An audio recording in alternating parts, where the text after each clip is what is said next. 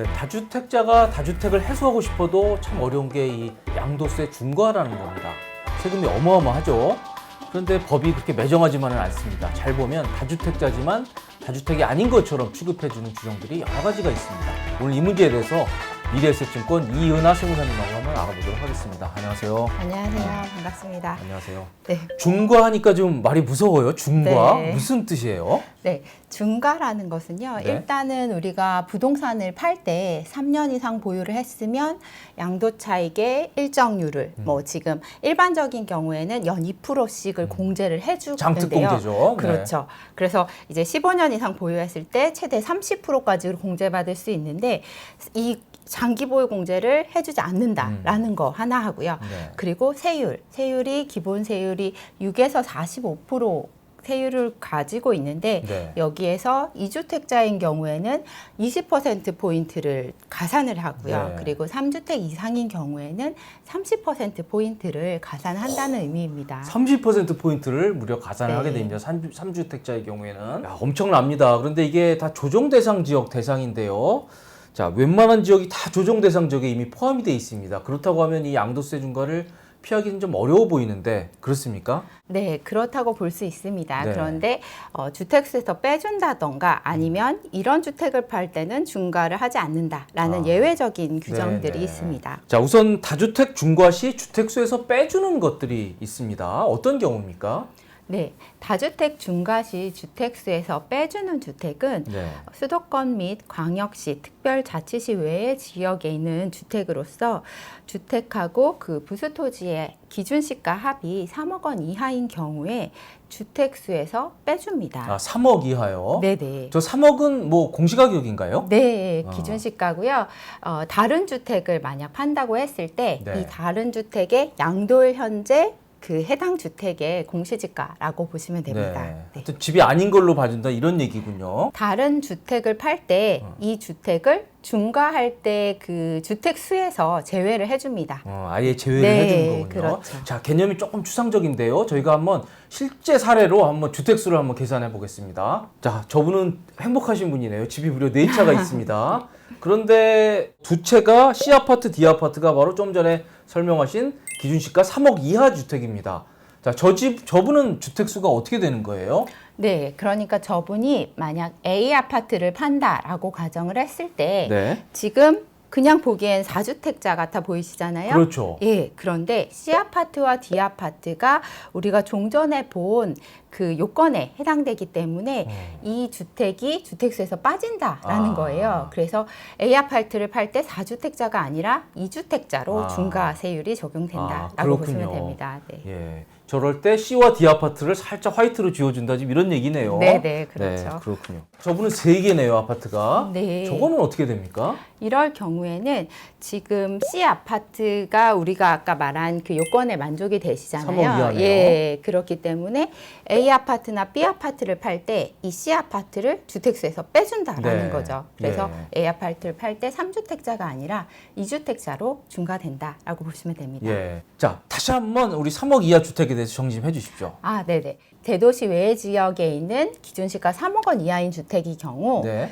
다른 주택, 내가 조정 대상 지역에 있는 주택을 팔 때 주택수에서 빼주는 그런 그렇죠. 효과가 하나 있고요. 네. 예, 그리고 두 번째로 요 주택 자체를 팔 때도 중과가 되지 않습니다. 아, 그렇군요. 네네. 그런데 여기서 또 하나 주의하셔야 될 점이 있는데요. 네. 주택수에서 제외된다고 하니까 그러면 내가 서울에 하나 있고 전주에 하나 있는데 기준시가가 2억 원이다라고 했을 때 얘가 주택수에서 제외되니까 서울 집을 팔 때 비과세 1세대 되잖아요. 1주택 비과세 받는 거 아니냐라고 네네. 하시는 경우가 많이 있습니다. 네. 근데 이 주택수에서 제외된다는 거는 다주택자 중과를 할 때 아. 주택수에서 제외된다는 거고 1세대 1주택에서 제외되는 건 아닙니다. 아. 그래서 이럴 경우에 서울 집을 1세대 1주택 비과세를 받을 수는 없어요. 네. 전주집을 먼저 파시고 그리고 나서 이제 2년 있다가 서울집을 파셔야 비과세를 받을 수 있다는 점을 주의하셔야 될 것 예, 같습니다. 그렇군요. 주택수 제외가 1세대 1주택에는 적용이 안 되는군요. 네네, 맞습니다. 예, 굉장히 네. 주의하셔야 될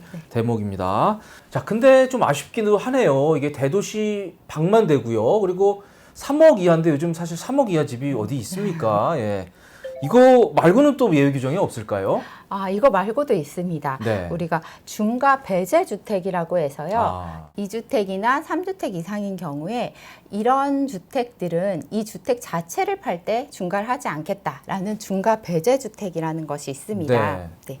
그러니까 중과 배제 주택이라고 하는 것에 해당이 되면 고집을 팔 때 다주택이라 네. 그래도 중과 중과하지 배제를 하지 않는 않는다라는 거죠. 의미군요. 네.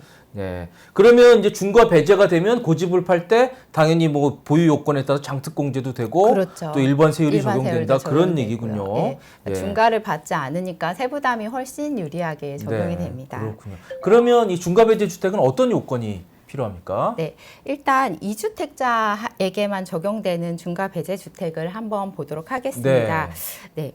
일시적 2주택자, 우리가 일시적으로 이사를 가려고 집을 샀을 때 뭐 몇 년 안에 팔고 뭐 이런 요건들을 갖추면 그렇죠. 비과세를 받을 수 있다라는 그렇죠. 걸 알고 계시잖아요. 근데 만약 이 기한이 지나버렸어요. 1년 안에 팔아야 되는데 1년이 지났다라고 하더라도 3년 이내에 팔게 되면 비과세는 못 받지만 중과는 되지 않습니다. 네, 그래서 일시적 2주택자가 3년 안에 파는 종전주택은 중과되지 않는다라고 알고 계시면 되고요. 그렇군요. 네. 그리고 혼인 합가의 경우 우리가 결혼을 해서 만약에 1주택이 있는 남녀가 결혼을 해서 2주택이 된 경우에 네. 5년 이내에 팔면 1세대 1주택 비과세 요건을 갖춘 주택이면 비과세를 받을 수 있지만 만약에 요건을 갖추지 못했다 하는 경우에도 중과는 하지 중과는 하지 않습니다. 않는다는 거고요.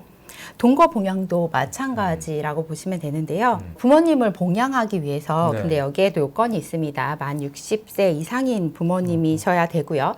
이럴 때 자녀 세대도 1주택이 있고 부모 세대도 1주택이 있을 때 이렇게 둘이 합가를 하게 되면 1세대 2주택이 네, 되잖아요. 이럴 때 합가일로부터 10년 이내에 먼저 파는 주택은 이게 비과세 요건을 갖췄으면 비과세를 받으실 수가 있는데요. 만약에 비과세 요건을 못 갖췄다라고 하더라도 중과를 하지는 중과는 하지 않습니다. 않겠다 네네. 그런 얘기네요. 예. 그리고 또 마지막으로 중요한 거 하나는 기준 시가가 1억 원 이하인 소형 주택은 중과를 하지 않습니다. 그렇군요. 근데 이게 재건축도 됩니까, 그러면? 안 됩니다. 안 되는 네, 거죠. 네. 예. 아쉽게도 그런 정비구역으로 지정되고 고시된 곳은 네. 불가능합니다. 예. 그래서 저런 사유로 불가피하게 2주택이 된 경우에는요, 그 두 번째 집을 팔 경우에 중과는 하지 않겠다, 일반 세율로 과세하겠다 하는 설명을 지금까지 하신 겁니다. 예. 우리 2주택자만 해주나요? 3주택자는 안 해줍니까? 아니요, 그렇지는 않습니다. 네. 지금 말씀드린 사례는 2주택자에게만 해당되는 사례고요. 네. 이제부터 말씀드린 중과 배제 주택은 2주택도 해당이 되고요. 그리고 3주택 이상인 경우에도 중과 배제를 받을 수 있습니다. 네. 대표적으로 우리가 6억 이하인 임대주택을 들 수가 있는데요. 네.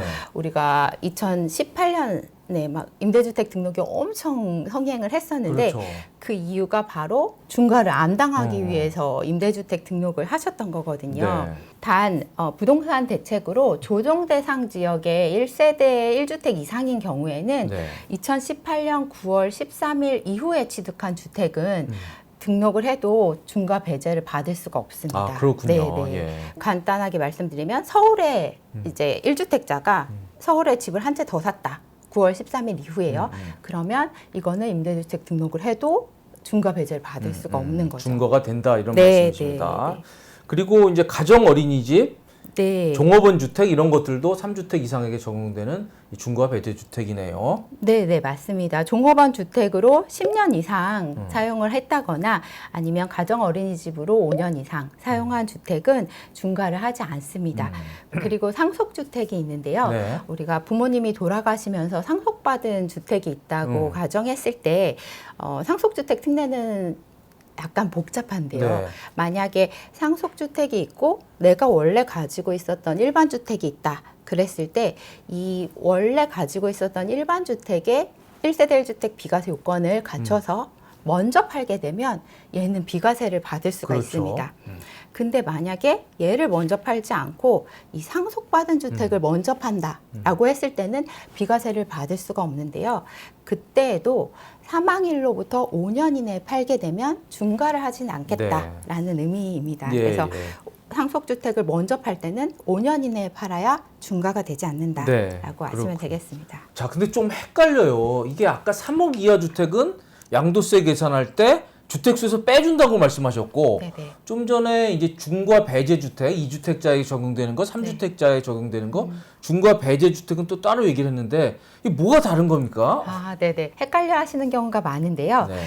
이 주택수에서 제외하는 기준시가 3억 원 이하인 주택은 얘 자체도 중과가 되지 않지만 얘 말고 다른 주택을 팔 때 이 얘를 주택수에서 아예 빼줍니다. 네. 그러니까 주택수를 줄여주는 효과가 있는 거죠. 네. 그런데 그 다음에 우리가 대표적인 임대주택 같은 경우에는 중과 배제되는 주택으로 다른 주택을 팔 때 얘는 주택수에 포함이 됩니다. 포함이 되는 네, 거죠. 포함이 되는데 얘 자체를 팔 때 이 임대주택을 팔 때 중과를 하지 않는다라는 네. 의미로 예, 차이를 예. 구분하시면 될 것 네. 같습니다. 실제 사례로 한번 파악을 해보도록 하겠습니다. 자, 우선 사례 1입니다. 자, 서울 두 채와 제천의 한 채, 3주택을 가진 분이네요. 그런데 제천 집은 2억 이하입니다.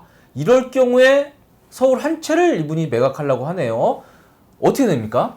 네, 이때 이분은 세 채로, 그러니까 3주택자로 중과가 되는 것이 아니라 네. 제천집을 제외하고 2주택자로 중과가 됩니다. 예. 네. 그러니까 주택수 제외되는 경우이기 때문에 네. 제천 집은 화이트로 싹 지우고 서울 그렇죠. 두 채만 생각을 하면 네, 된다 네, 그런 네, 얘기네요. 맞습니다. 예. 네.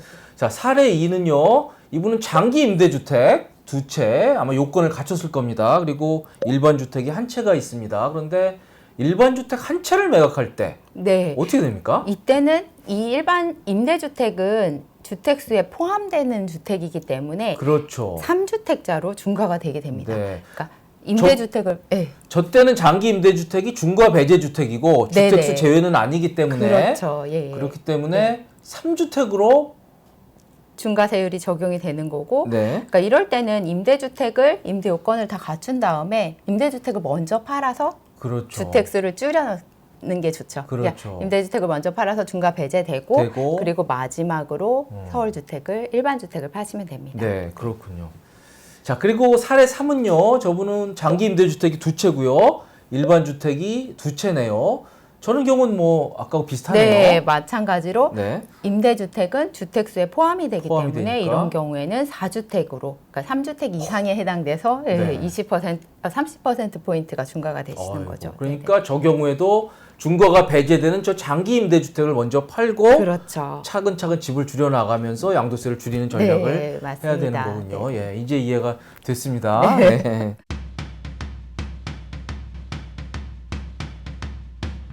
네, 저희는 지금까지 이 다주택자에 대한 이 중과 문제에 대해서 자세히 살펴봤습니다. 지금까지 시청해 주셔서 감사드립니다.